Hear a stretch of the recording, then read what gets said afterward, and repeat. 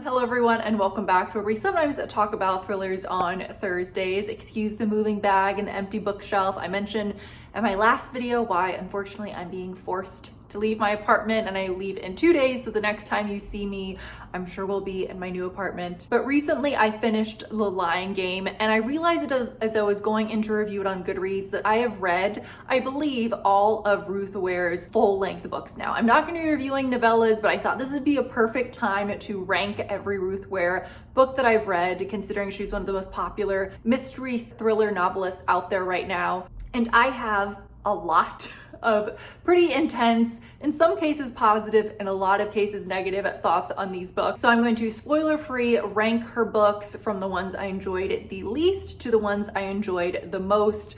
And these are going to be really quick reviews because I have a lot of similar feelings about her books in general. So I'm gonna spoiler-free recap all of them, and then at the end of the video is when I'll spend the bulk of the time kind of just sharing all my thoughts on Ruth Ware's book. But I know many of you have read Ruth Ware's books as well, so I would love it if you would comment down below your ordering of, maybe least favorite to favorite or whichever order, because I'm so curious. I have no idea if my opinions are the common ones when it comes to how I feel about her books. I also want to give one tiny little last caveat, which is that for a lot of these, when I review them, I'm going to say whether or not I enjoyed the twist. I don't consider that a spoiler because literally every single one of her books has some kind of twist. So just putting that out there. So let's start off at the bottom with my least favorite Ruth Ware book. At the bottom, we have One by One. This takes place in a very interesting setting at a ski chalet. And you have a number of employees at an organization that has created this app that does actually sound kind of cool. It's a little bit similar to Spotify, but different. And these kind of senior ranking members are all meeting. A lot of them are investors, and it's told from the point of view of one very meek girl who works at the company, or who used to, and then it's also told from the perspective of one of the women who works at this ski chalet. In terms of what I enjoyed, I thought Erin, she is one of the protagonists, the one who works at the ski chalet. I really enjoyed her character because I'll talk more about this at the end of the video, but Ruth Ware writes a lot of very meek, shy women, and so it was nice for once to see a character who wasn't like that.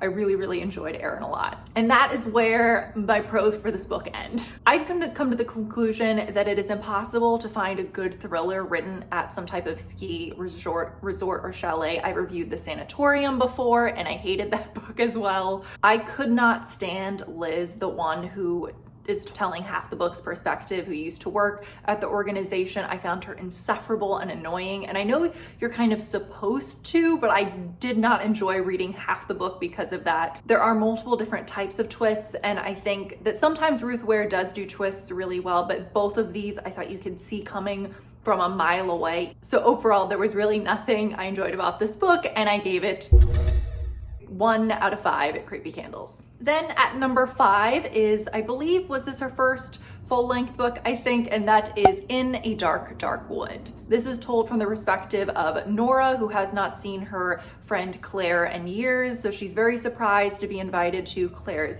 hen party, which is, what we in the US would call a bachelorette party, in this small house in the woods with just a few of Claire's friends. So Nora's a little bit nervous to go because their friendship did not end on the best of terms, and then, something horrific, of course, ends up happening. In terms of pros, I will say that I think the title and the cover of this book are great. I don't know how to describe this, and maybe if you work in cover design, you'll be able to better articulate what I'm getting at. There's something about this cover and the title that make it seem as if it's gonna be a very unique, creepy, almost type indie horror novel, right? The title makes me think of folklore. It just sounds really interesting and looks really unique. But the story itself, so now I'm moving, of course, into the cons, there's nothing unique about this.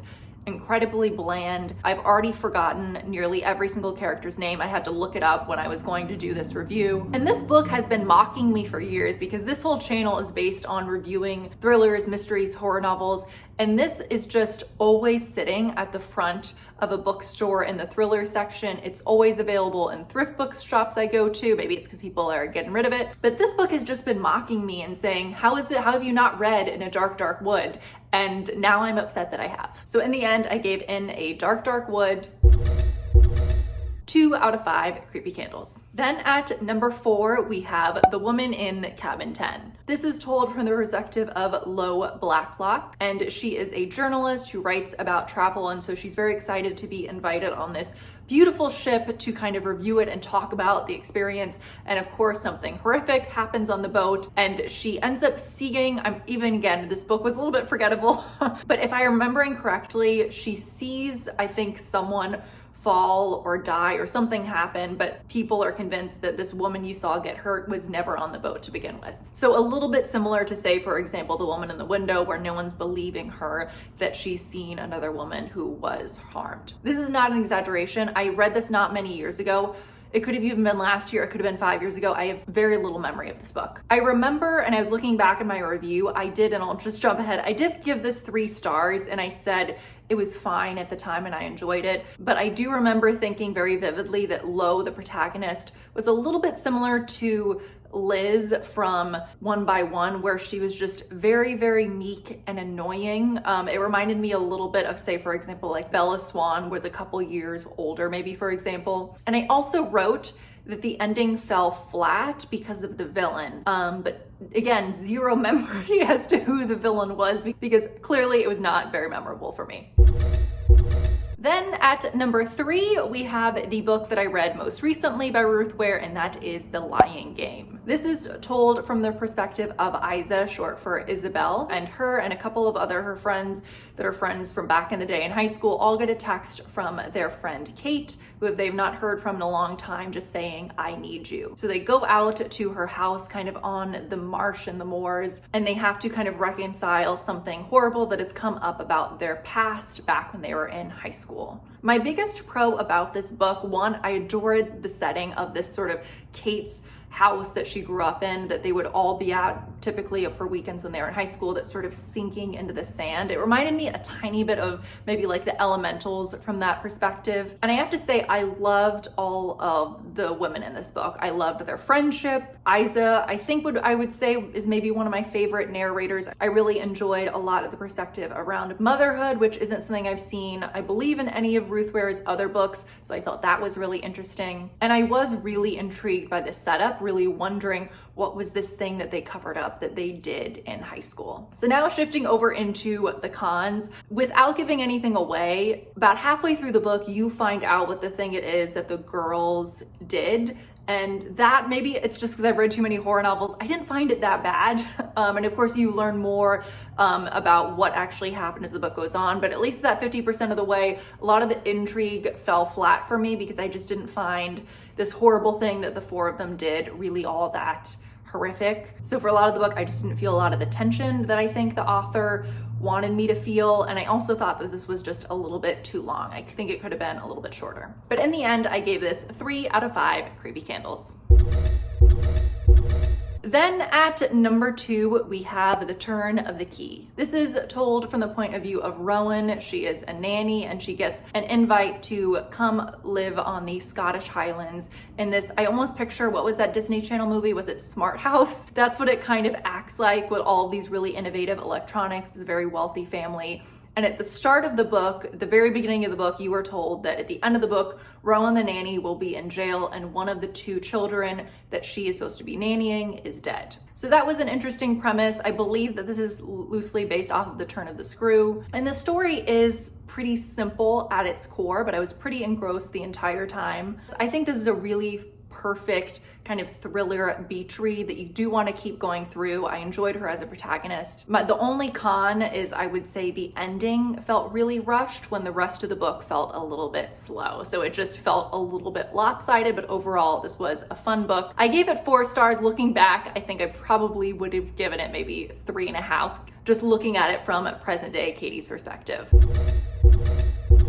And at number 1, we have The Death of Mrs. Westaway. This is told from the point of view of Hal, who gets this letter that's very mysterious, telling her that she now has a substantial inheritance from a relative. Of course, the setting is at this big, creepy, looming old house where all of these relatives are coming together to learn about the inheritance. So for me, I was really intrigued by the setup from the get-go. I really enjoyed learning about each member of the West Westaway family. And I have to say, I thought, maybe it's just me, it's been a long time since I've read this, but I do remember the twist really vividly and being really, really surprised. And I also think this holds a special place because given the setting of the book where she's kind of stuck in this big house, I read this right smack dab in the middle of when the pandemic got really bad. And so I think that also helped with my enjoyment of the book because I could really feel her sense of unease as I was trapped in my little studio. So in the end, I gave The Death of Mrs. Westaway 4 out of 5 creepy candles.